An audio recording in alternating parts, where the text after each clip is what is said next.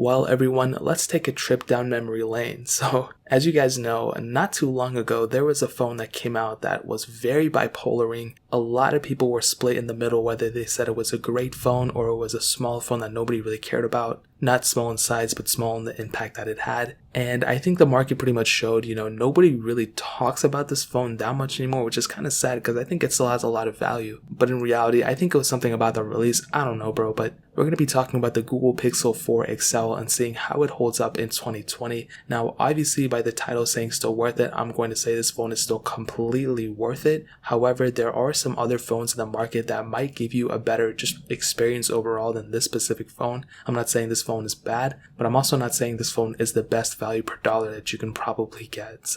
And this thing came out in October of 2019. So it's only, it's like a couple months. What is it, April now? So it's like November, December, January, February, March, April. So it's about like 6 to 7 months out now. So, and maybe the design is probably the number one thing that already dates it. If a phone like this, if it came out like in 2017 or 2016, maybe it wouldn't have been that big of a deal. But the fact that we had so many phones reducing the bezels, we had the Galaxy S10 earlier that year with the Galaxy S20 that just came out. And we even have the OnePlus 7 Pros that just came out too. Like all these phones are really, really great in taking pretty big leaps in the design change, but Google didn't really do that. But apparently with the Pixel 4a and the Pixel 5 coming out, they're going to be changing the design, which is going to be really, really cool. Now looking on the front of the Google Pixel 4 XL, we have a 6.3-inch POLED display. It is a 1440p display, and it's not a bad panel at all. It actually looks pretty good. The best thing about it was that we did have that 90 Hz refresh rate, so we could turn that on and enable that, which was really, really cool. Now, I would say for this specific panel, if I compared it to something like a Galaxy S10, this panel didn't look as sharp to me, and it didn't feel as good when I would tap it. It felt, I don't know, kind of plasticky. Maybe that's the P and the POLED. It didn't really feel as nice as something like a Galaxy S10, or maybe even something as like an iPhone 11 Pro at the time.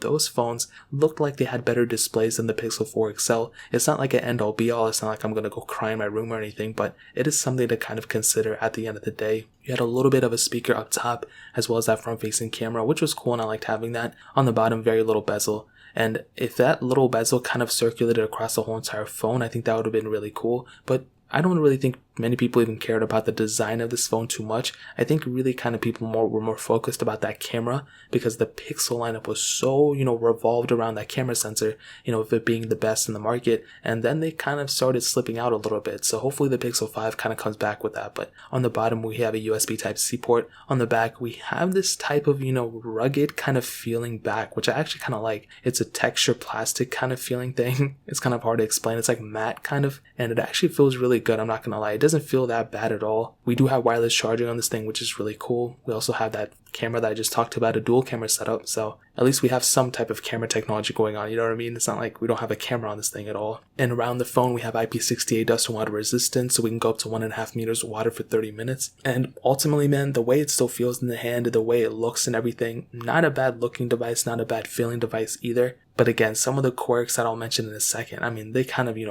rub me the wrong way a little bit. They probably rub you the wrong way too. A really cool thing about this phone is that when it first came out, it was costing however much, I think like $1,000 or $900.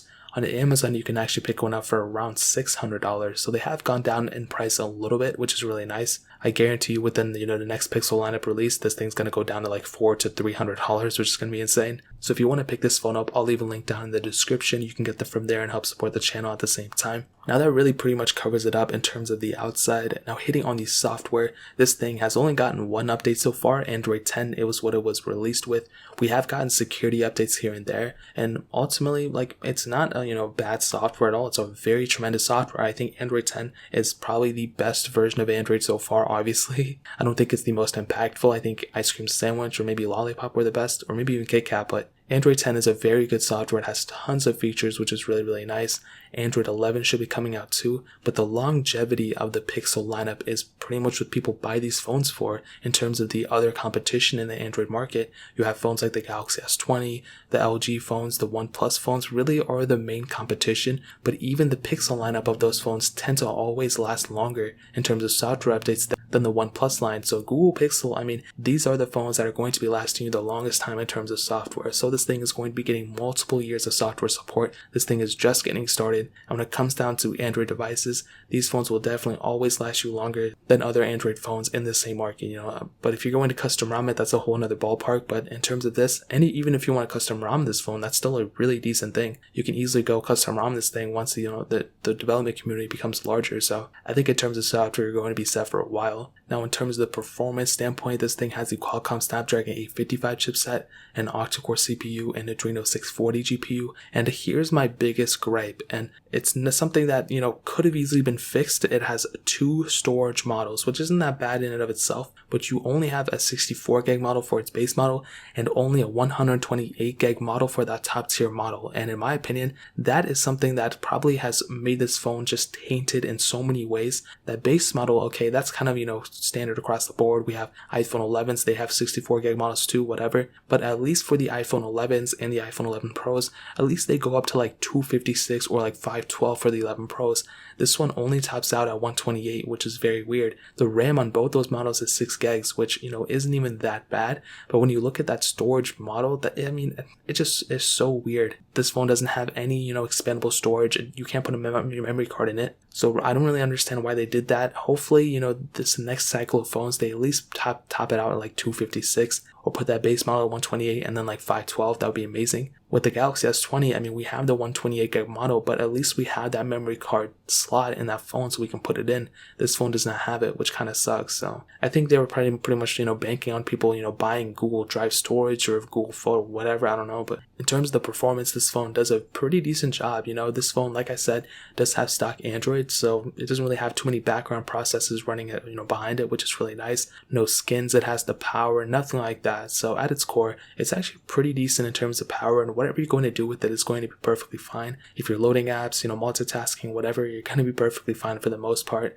Obviously, with the only 6 gigs of RAM, if you're trying to keep a bunch of heavy apps in the background, you might start running into some issues. It's not going to be like an end all be all. It's not like you're going to go and change your life over it, but it is something, if you have a lot of apps in the background, you might start seeing some of them crash every once in a while, but you'll probably get used to it and you'll probably be able to propagate which apps you want whenever you want to do it. So in terms of performance, I say, a thumbs up. But the other thing is with that 90 hertz refresh rate, it does actually make it feel so much smoother. It doesn't make it feel faster, but it just makes it feel smoother, which is really, really cool. So I can't, just talk about the performance and not talk about that. So in terms of performance, that pretty much covers it. Now hitting on the camera, like I said, this thing has a dual camera setup on the back, a 12.2 megapixel wide angle lens, and then a 16 megapixel telephoto lens. And we have the ability to shoot 4K at 30, but no 4K at 60, which is pretty much the norm now. We look at phones like the iPhone 11 Pro, that phone can shoot 4K at 60 on that front camera, which is insane. And we look at phones like the Galaxy S20, that phone can shoot 8K videos, which is insane. This phone can't even shoot 4K at 30 on that back camera, and on that front camera, 8 megapixel sensor and only 1080p at 30 frames. So again, when you look at the competition, especially now in 2020, it doesn't really look too good. This phone, even for $600, I'll be honest, isn't even that good of a price. That's way too much money for a phone like this too. There's so many other phones that are better in the marketplace, and for this one to be at that level, and for the main selling point of this whole phone lineup since the Pixel 1 was the camera, and for it to be this far behind the other competition is pretty insane. And even the quality, it was good quality. It wasn't like it was bad quality photos, but I'm not a photographer, so I honestly don't care. If a camera looks good, then it looks good. But I'm talking about the majority of people out there. I don't think they would be okay with, downgrading from a 4K 60 phone to 4K 30, or from an 8K phone to a 4K 30, you know what I mean? So it is what it is, but that's pretty much all I gotta say about that. Now ending it off with the battery life, this thing has a 3,700 milliamp hour battery, which is probably one of its better assets for sure. It does have wireless charging, and it's really not that bad of a battery life overall, even now, it still holds up pretty well. I don't really use this phone at all. I don't really use any of for some reason, I always use my Galaxy S10 Plus for some reason. That's like one of my favorite phones to use.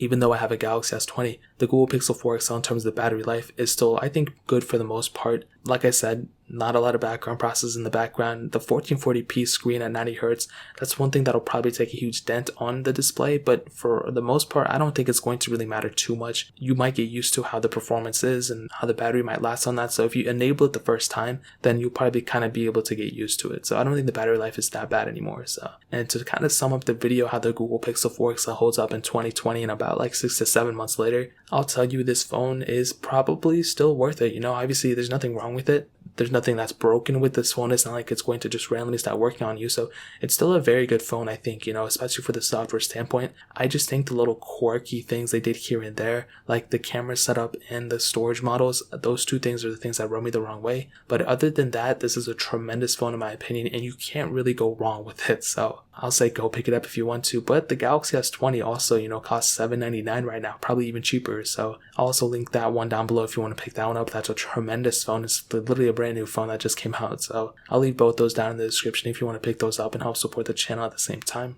But that's pretty much it. If you guys have any other questions or anything, let me know in the comment section below. Hit the like button, that would mean so much, but definitely hit that subscribe button. Every single subscriber that we get really does count, so it means so much if you guys could hit that. Also check out the other links down in the description as well. My Twitter, my Instagram, my second channel. All those links are linked down below. I'd really appreciate if you guys to check it out. More importantly than everything else, I love every single one of you guys. Hopefully I'll catch you guys in the next video. Peace out till then.